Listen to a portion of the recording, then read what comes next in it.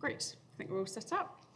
So first of all, thank you ever so much for inviting me here to speak today about the Taita Apalis and the conservation project that is currently underway trying to prevent the extinction of this species.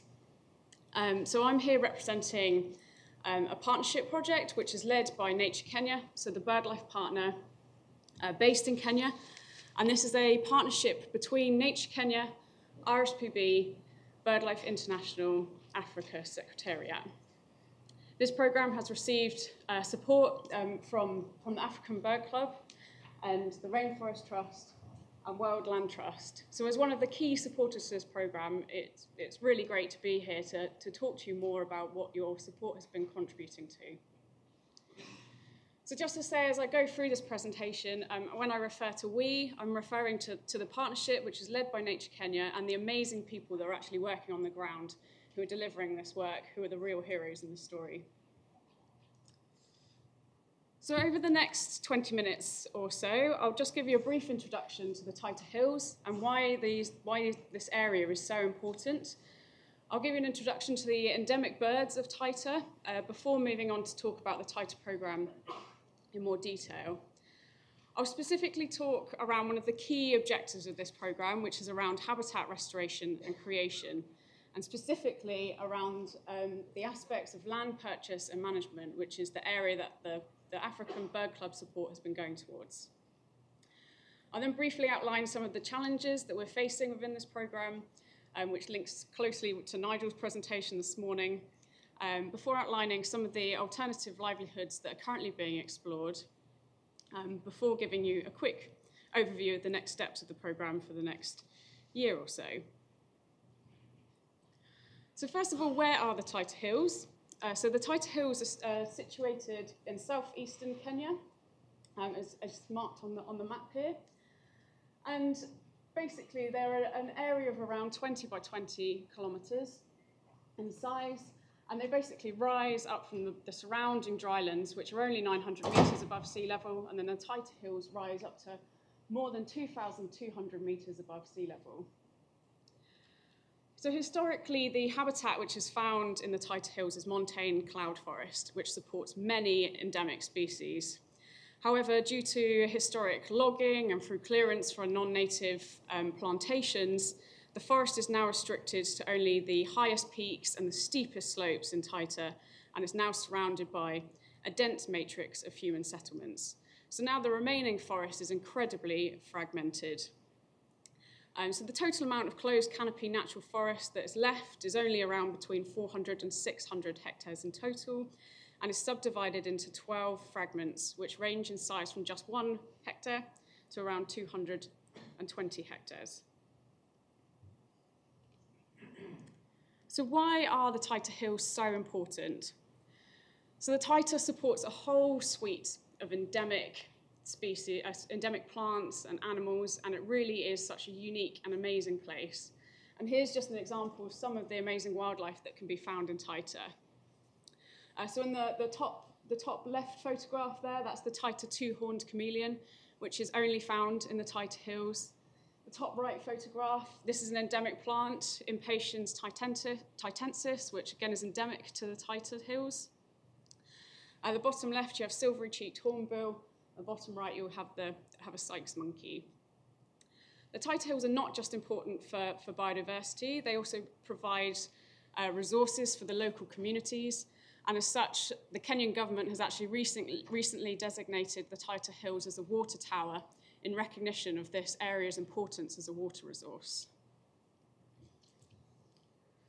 And then, of course, there are the endemic birds that are found in Taita, of which there are 3 species. The Taita white-eye, the Taita Apalis, and the Taita thrush. So the Taita white-eye is listed as endangered on the IUCN Red List, and the Taita Apalis and the Taita thrush are listed as critically endangered. So the greatest threat to all 3 of this species is obviously habitat loss and degradation of habitat, which is the same for most of the endemic species found in Taita. However, more interestingly, is the actual habitat specifications of these 3 species differs quite significantly. And the Taita white-eye has the least specific habitat requirements, and it's found throughout the Taita Hills, so including scrubby habitat near human settlements and also in agricultural areas. The Apalis and thrush, however, are really restricted to just the forest fragments, and therefore are currently much higher priorities in terms of conservation action.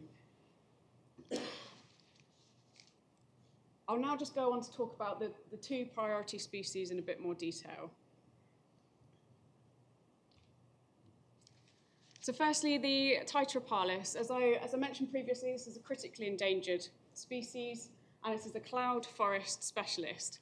However, its habitat requirements are basically gaps and scrubby edges within the forest with thick undergrowth. It's quite a skulky bird, and it needs lots of climbers and that real thick undergrowth. However, this habitat is now severely fragmented, and it's been predicted that now the total amount of suitable habitat left for the species is only around 100 hectares in total, which has resulted in basically an estimated population size left in the world of only between 100 and 150 adults. And we know that this population is declining. So unfortunately, the Apalis really is in quite a dire state. We also know that over the last few years, the species has become locally extinct from 2 of the forest fragments, and it is now only found in 4 remaining forest fragments, these being Varia, Musaduni, Gangao, and Jale. So just to kind of put this in some perspective, so Musaduni is a site of only 7 hectares, and 7 pairs are found there. And Jale is a site where there's only around 1 hectare of suitable habitat left, and we predict there's between 1 and 2 pairs of Apalis left there. So really we're talking about 2 functional populations left in the world of this species. And we know that they're declining in all fragments apart from Varia. To add to the challenge, we also know that the threats to the Apalis vary per forest fragment. So that really adds to the challenge. And we've also recently started to believe that the Apalis survival seems to be linked with altitude, with the 2 forest fragments where it's recently been lost from actually being at lower altitude to where it's still kind of surviving. So of course this is actually really worrying in terms of the predicted impacts of climate change to this area in the future. So now to the Taita thrush. So again, this is a critically endangered species, and it is also a cloud forest specialist. However, the habitat requirements for this species is really quite different to the Taita Apalis. It prefers well-shaded areas with a dense understory, high litter cover, and little or no herbaceous cover.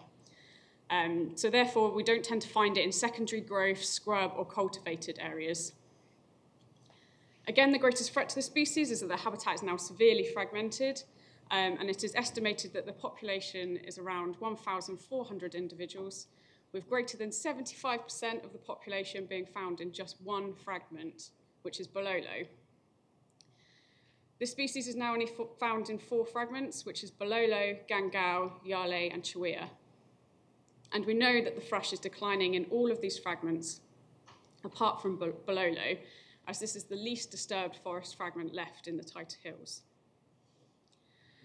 A key point for both of these species, however, is that both species will strongly avoid plantation sites. So this table here just summarises the fragments where Apalis and thrush can still be found. It indicates the actual hectareage. This does not indicate the amount of actual suitable habitat, that's just the actual size of the fragment that's left. And obviously the ownership of these fragments varies between government, private ownership, and community managed forests as well. As you'll see, some of the fragments where we're finding that Apalis is now absent from, the thrush is still present. And this is likely to do as the fragments are actually getting smaller, the habitat conditions are changing within the fragment so that it's either suitable for the thrush or still suitable for the Apalis, but doesn't tend to be suitable for both, which again adds to the challenge.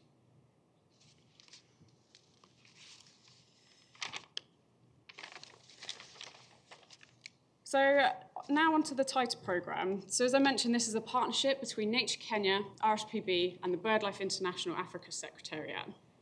The work is funded by RSPB, the African Bird Club, Rainforest Trust, and the World Land Trust. There are 6 key objectives of this programme of work, these being to aim to restore and expand the key sites for the Apalis and the thrush. We're trying to engage with government institutions, both at a county and a national level, to implement and develop policies for forest restoration and conservation. We're aiming to generate national and county government support for the forest restoration work. We're trying to generate community support for the conservation of the Taita endemics.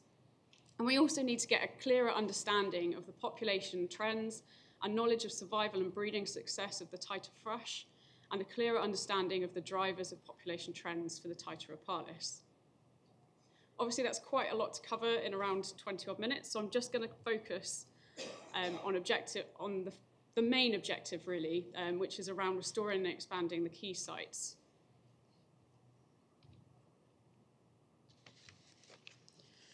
So almost 98% of the original forest in the Taita Hills has been destroyed over the course of the last 200 years. Logging was intense in this area up till around the 1970s, and most of the commercially valued timber has now been removed, which has resulted in discontinuous canopy cover and an increased dominance of early successional trees. Furthermore, between the 1950s and the 1970s, the Kenyan Forestry Service created a number of plantations of non-indigenous trees, mostly pines, cypress, and acacia plants, actually inside the forest fragments.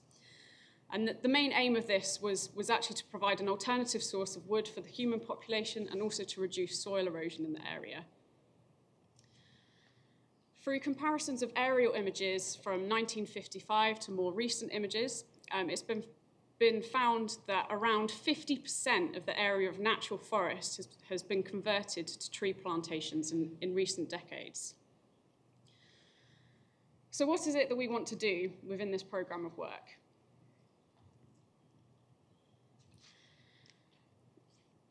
So what we want to see is plantations such as this pine plantation, which is near the Yale forest fragment, which is clearly lacking in biodiversity. We want to see this converted back into native vegetation so that it will eventually look like this, which is cloud forest within the actual Yale fragment. The aim is to create more forest around each of the remaining fragments, around each of the existing fragments that still remain, and therefore providing more habitat for the Apalis and the thrush and all the other endemic species that are found in this unique habitat. It is key, however, that as we progress with creating this habitat, that actually it's going to need active management, particularly for the Apalis. As Nigel mentioned in his first talk, conservation is forever. And I've just got a short video here of like prime Apalis habitat. So as you'll see here, it's basically a forest gap. It's kind of scrubby habitat. It doesn't look like ideal cloud forest. And basically it needs that kind of climbers because where it's quite a skulky bird, the Apalis, and it tends to nest around waist height, either on ferns or really quite thin vegetation.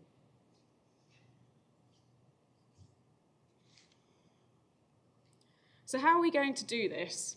So firstly, we've been figuring out the correct techniques to do habitat restoration and creation through clearing of non-native plant species.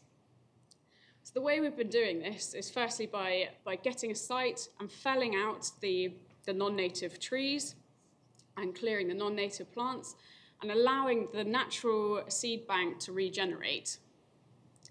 We've then been bringing in a local community-based organisation who's been actively weeding out the non-native seedlings as they've been coming through, and this is repeated twice annually. And it is repeated until the native vegetation has actually got to a point where it can outcompete the non-native plants. So through this programme, 2 trials have been completed, one at Gangao and one at Yale.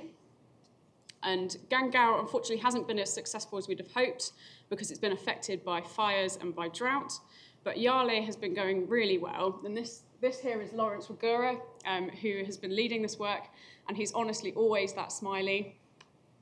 And this is the restoration plot at Yale, where the native vegetation has now got to a point where it can outcompete the non-native plants. So as part of this program, we have also identified priority plantation sites for restoration, and from that, Nature Kenya have produced a forest restoration strategy that Kenyan Forestry Service have actually agreed to implement, which is fantastic news, because this basically means that when they fell the non-native trees, as part of their felling plan, we will be able to go in and actually start to regenerate those sites so that they can become native forest again, rather than plantations. Another aspect we're keen to trial is around tree planting to see if we can start to speed up this process of forest restoration.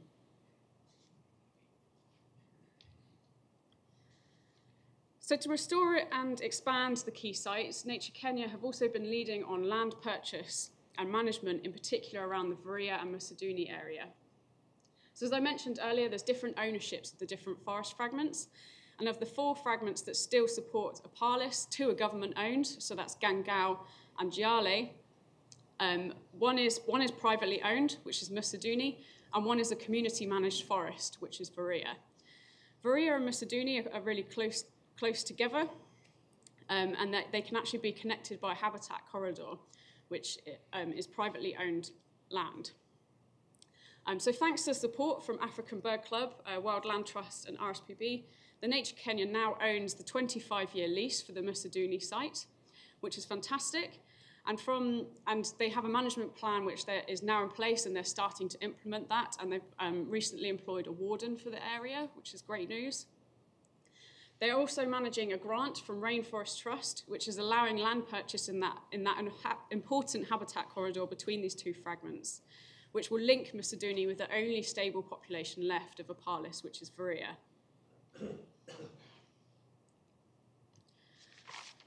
So this is a map just indicating the habitat corridor between Varia and Musaduni. So Varia is this pink area down here, and the pink just indicates community-managed forest. And Musaduni is that large red plot. So that is now owned or leased by Nature Kenya. The green circles indicate where Taita Apalis have been recorded. And through the Rainforest Trust grant, Nature Kenya is aiming to purchase some of the key priority land plots between these 2 fragments, which is an incredibly complicated process, because as you're trying to reach out to landowners, they don't always live in Taita Hills. They might live down in Mombasa, or they might be dead, or it's very difficult to actually find who actually owns the land. So it's been a long process, but this year Nature Kenya have been successful in securing one of the land parcels, which is great news, and they will continue this work to try and basically connect these 2 fragments. And then the next step, of course, is then the habitat restoration and really getting the habitat to the right spec for the Taita Apalis.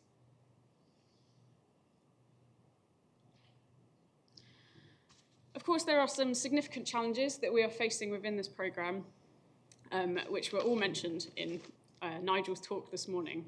So firstly, so there's climate change. So even over the last couple of years, we've noticed an increase in fire and in drought in the areas. And as I mentioned earlier, with the Apalis being linked to altitude, we don't really know what that means for the future of the Apalis. And of course, there's also been predicted changes in the area in terms of the agricultural zones. And with climate change, it's predicted that the area of suitable land to actually grow crops on is going to increase up the slopes, which of course is going to just have greater impact on the forest fragments that are left. Of course, in the area as well, there's an increasing number of people, which is increasing the pressures on already limited resources, such as water and firewood and agricultural land. And we're already seeing the impacts of agricultural encroachment on the forest fragments. So in this top photo, this is the edge of Musaduni, and this is a recent clearance for planting maize. So this is a serious risk to the remaining forest fragments. Another challenge is livestock movement, so particularly in the community-managed forests. So farmers will move their cattle throughout the forest, and as I was saying earlier, Taita Apalis tend to nest around waist height, which is around the perfect height for being knocked off by a cow as it passes by. So we're actually finding that's impacting their nesting success. So what's really needed now is some more community awareness work, actually like reaching out to the communities around Musaduni and Varia, and asking about whether they can move cattle a certain way at certain times of year, explaining the importance of the biodiversity there. And there's quite a lot of work to do around the community aspects.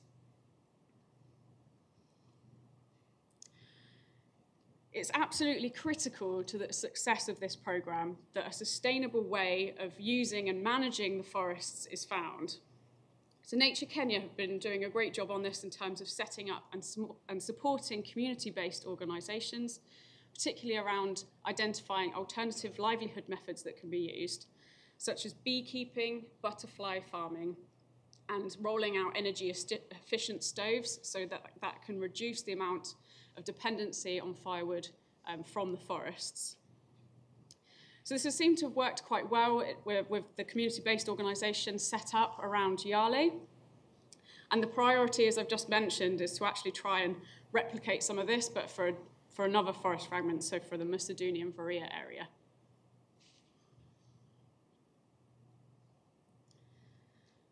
So the next steps for the Taita programme are as follows. So we'll be working to implement the forest restoration strategy with support from the Kenyan Forestry Service.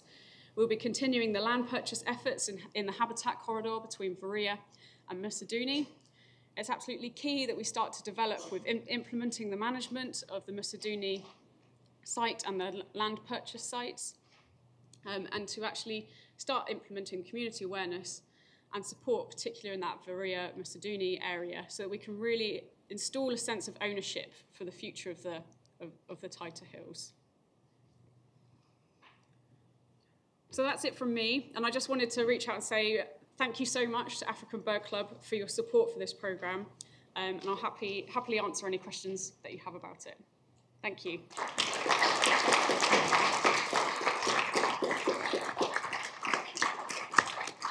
Thank you.